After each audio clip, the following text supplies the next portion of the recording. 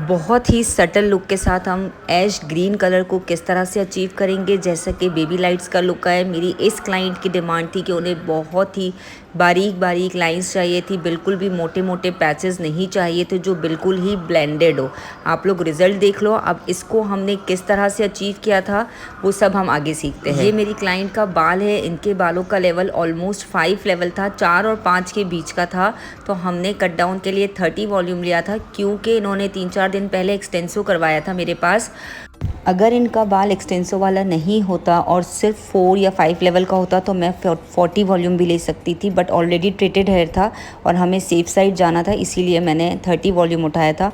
20 volume भी ले सकती थी, बट ऐश ग्रीन को अचीव करना इतना आसान नहीं होता है 20 वॉल्यूम के साथ, इसीलिए मैंने 30 वॉल्यूम का सिलेक्शन किया है। अच्छा, मैंने जो मिक्सिंग रेशियो लिया है वो 1 स्कूप पाउडर था और 2 स्कूप डेवलपर था, मतलब 1 स्कूप पाउडर था और 2 स्कूप 30 वॉल्यूम लिया था। आप लोग भी सिलेक्शन ऑफ जो डेवलपर है वो according to your clients hire कर सकते हो, जैसा बाल हो। सबसे पहले आप क्लाइंट के बालों को पार्टिंग में डिवाइड कर दो, ताकि काम करने में आपके लिए बहुत आसानी हो। साथ साथ मेरे स्टूडेंट्स भी मेरे साथ थे, जो मेरे पास केमिकल का कोर्स कर रहे थे, मैं उनको भी साथ साथ गाइड कर रही थी।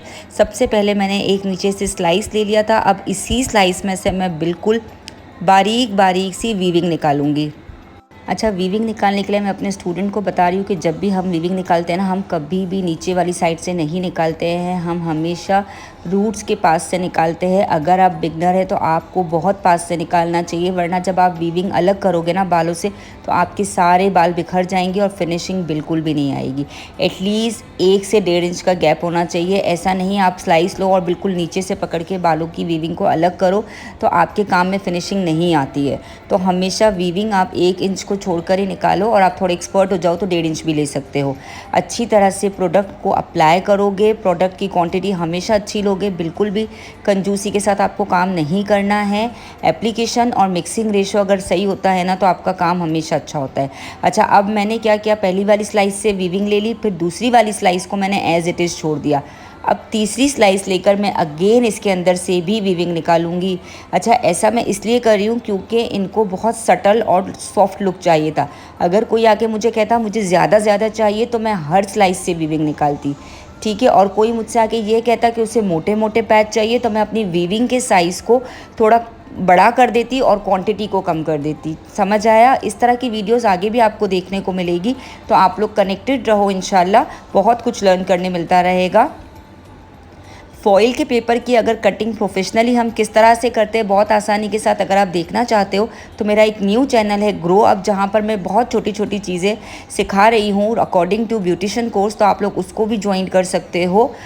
आप लोग सर्च बार में लिखोगे ना grow up with Kanwal Sajjad, मैं यहाँ पर नाम मेंशन कर देती हूँ, तो आपको मेरा चैनल शो हो जाएगा। आप लोग उसको सब्सक्राइब कर लो। वहाँ पर आपको every Monday, Wednesday and Friday videos मिलती है, और इस चैनल पर ट्यूसडे, थर्सडे एंड सैटरडे।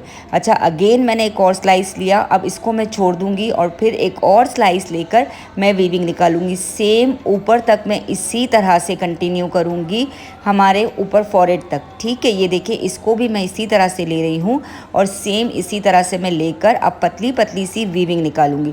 इनकी डिमांड थी बारीक बारीक सी चाहिए, तो मैंने बिल्कुल बारीक बारीक ही निकाला था। आप लोग भी जब क्लाइंट आया करें ना, तो आप लोग क्लाइंट से कम्युनिकेट करके उनकी चॉइस पूछ लिया करो, ठीक है। क्योंकि अक्सर क्लाइंट को काम होने के बाद पसंद नहीं आता है कि मुझे ये नहीं चाहिए था, मुझे वो नहीं चाहिए था। अच्छी तरह से प्रोडक्ट की एप्लीकेशन करोगे, क्योंकि रिज़ल्ट बहुत मैटर करता है एप्लीकेशन के साथ।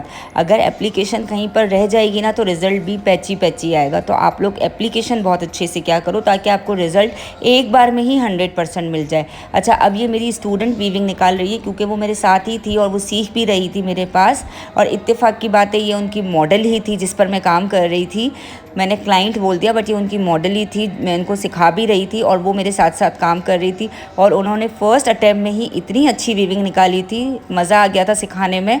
इस बच्ची ने बड़े दिल से अपना पूरा केमिकल का कोर्स कंप्लीट किया है और बहुत ही अच्छा लर्न करके गई है। विद इन अ मंथ इन्होंने अपना कोर्स कंप्लीट किया है, डेली आकर एक्स्ट्रा टाइम देकर, और बहुत अच्छी तरह से कोर्स कंप्लीट किया है। बट थोड़ा सा हाथ इनका स्लो था, लेकिन परफेक्ट काम करती थी, बस यही तसल्ली थी और एक एक चीज़ सीख गई थी। अच्छा, अब इन्होंने भी पूरा फॉरहेड तक सारा इन्होंने खुद कंप्लीट किया था और अब ये साइडों की स्लाइस निकाल रही थी। तो आप लोग भी इस तरह से अगर लर्न करना चाहो ना तो कर सकते हो। ये तो मेरे पास फिज़िकली आके लर्न कर रही थी, स्पेशली इन्होंने पूरा केमिकल का कोर्स लिया था। अब इस लास्ट स्लाइस को निकालने के बाद, मतलब ये बिल्कुल आखिरी साइडों वाली 2 स्लाइसें थी, इसको करने के बाद हमने क्या किया था कि हमने जो पहली स्लाइस अप्लाई की थी ना नैप एरिया पर, उसको चेक करना शुरू कर दिया था। क्योंकि जितनी देर में हम नैप से लेके फॉरहेड तक और साइडों वाले पार्ट को करते हैं ना, तो हमारा पहली, दूसरी, तीसरी स्लाइस ने काम कर दिया होता है। हमारे पास बिल्कुल भी बैठने का टाइम नहीं होता है। और लड़कियां क्या करती है, फॉइल लगा के आराम से आधा घंटा बैठ जाती है, अभी बहुत टाइम है, और इतने टाइम में बालों का क्यूटिकल फट जाता है और इनके रिजल्ट्स बेड़ा गर्क हो जाते हैं। तो आपको बैठना नहीं है। आप लोग अगर बहुत अच्छे ब्रांड्स को और अच्छी क्वालिटी के प्रोडक्ट्स को यूज़ कर रहे हो ना, तो आपको फ़ौरन ही चेक कर लेना है। अच्छा, अब इनकी डिमांड थी, इनको चाहिए था ऐश ग्रीन कलर, तो इसके लिए मैंने 7 नंबर लिया था और इसको मैंने खुद मेकिंग की थी इस कलर की, क्योंकि ऐश ग्रीन में गोल्ड और ऐश के पिगमेंट होते हैं। तो मैंने इसमें गोल्ड और ऐश के पिगमेंट को ऐड किया था। 033 गोल्ड का पिगमेंट है और 11 ऐश का पिगमेंट है। इनको ऐश का पिगमेंट ज़्यादा चाहिए था, तो मैंने ऐश को 1 ml तक लिया था और गोल्ड को मैंने लिया था 1/2 ml तक, ठीक है, 0.5 ml तक। आप लोग अकॉर्डिंग टू चॉइस, क्लाइंट के डिमांड के हिसाब से शेड कार्ड से कलर सेलेक्ट करवा के भी मेकिंग कर सकते हो। कलर की मेकिंग की वीडियोस इंशाल्लाह आपको मेरे ग्रो अप वाले चैनल पे ही छोटे छोटे क्लिप्स आगे मिलते रहेंगे। अगर आप एक्सपर्ट होना चाहते हो तो अगेन उस चैनल को ज्वाइन कर लो। अच्छा, अब कलर को अच्छी तरह से मिक्स करेंगे हम 20 वॉल्यूम के साथ या फिर 10 वॉल्यूम के साथ। ये टोटली आपके ऊपर डिपेंड करता है, आप 20 या 10 वॉल्यूम के साथ कलर की मिक्सिंग कर सकते हो। अच्छा, जब कलर की मिक्सिंग की थी तो मैंने जो रेशो लिया था वो लिया था, अगर मेरा कलर था 20 ml टोटल मिला के, तो मैंने 30 ml तक 20 वॉल्यूम लिया था, ठीक है। कट डाउन में हमने डबल रेशो लिया था और कलर में हम लोग 1:1.5 का रेशो ले रहे हैं। अच्छी तरह से कलर अप्लाई करके एक एक स्लिट्स को अलग अलग निकाला, कलर अप्लाई किया और उसको तकरीबन 15 मिनट के लिए मैंने छोड़ दिया था। और फिर इसको शैम्पू और मास्क करके इसके ऊपर सिरम अप्लाई कर रही हूँ ताकि बाल बहुत ही सॉफ्ट हो जाए। ये ऑलरेडी पहले से ट्रीटेड हेयर थे, इनका एक्सटेंसो भी हमने ही किया था और फिर इनका हाइलाइट्स भी हम ही कर रहे थे, क्योंकि जो स्टूडेंट सीख रही थी ये उन्हीं की मॉडल थी।